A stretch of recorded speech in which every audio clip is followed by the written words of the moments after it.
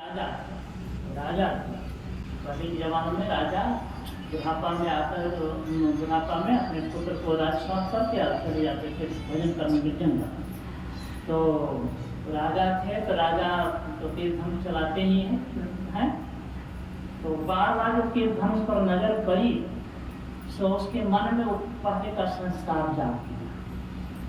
वो सोचते हैं मुनि कि देखें एक आध बार चलाकर निशाना ठीक है कि बोल दिया, तीर धनुष उठा लिए, निशाना साधा, निशाना ठीक लगा, थोड़ा और उत्साह बढ़ा, इस तरह से अब थोड़ा उसका वो भी करने लगे।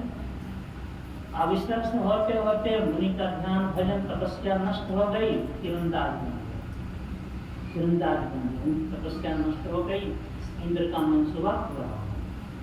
तो कहने का मतलब तीर धनुष पर बार बार नजर पड़ी तो वो संस्कार जग गया।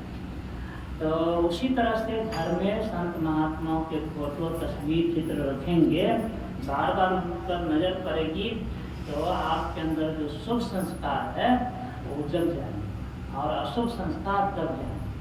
सब मनुष्य के अंदर शुभ अशुभ संस्कार, ऐसा कोई मनुष्य नहीं जिसके अंदर केवल शुभ ही शुभ संस्कार है और नहीं अशुभ संस्कार भी, और कोई ऐसा मनुष्य नहीं जिसके अंदर केवल अशुभ संस्कार ही है, शुभ संस्कार भी, दोनों संस्कार सबके अंदर में।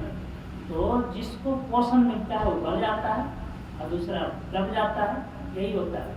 इसीलिए उसके अंदर की बड़ी महिमा बतलाई गई है। अच्छे लोगों की संगति से अच्छे बनते हैं, बुरे लोगों की संगति से बुरे बन जाते हैं। अच्छे लोगों की संगति से अच्छे संस्कार, अच्छा संस्कार जग जाता है, बुरा संस्कार दब जाता है तो अच्छे बन जाते हैं। अब बुरे लोग संगति करेंगे तो बुरा संस्कार बन जाएगा, अच्छा संस्कार दब जाएंगे और बुरे बन जाएंगे। तो चित्र भगवान शिव कहते हैं कि सत्संतों के दर्शन जिन्होंने इस आँख से नहीं किया तो उसकी आँख नहीं है, मोर के पंख पर की चित्रकारी के समान हो, केवल शोभा के लिए देखो, कोई काम का नहीं है। मोर के पंख पर भी आँख जैसी चित्रकारियाँ होती हैं लेकिन उस देखने काम नहीं आता है, केवल शो के लिए। तो उसी तरह से जो कभी संत के दर्शन नहीं किए, प्रत्यक्ष में अथवा संत के चित्र के भी दर्शन नहीं करते हैं तो बेकार उसका कान का सदुपयोग, भगवत कथा सुनिए, सत्संग में जो ज्ञान ध्यान की बातें होती है उसको सुनिए तो आपका काम सफल है।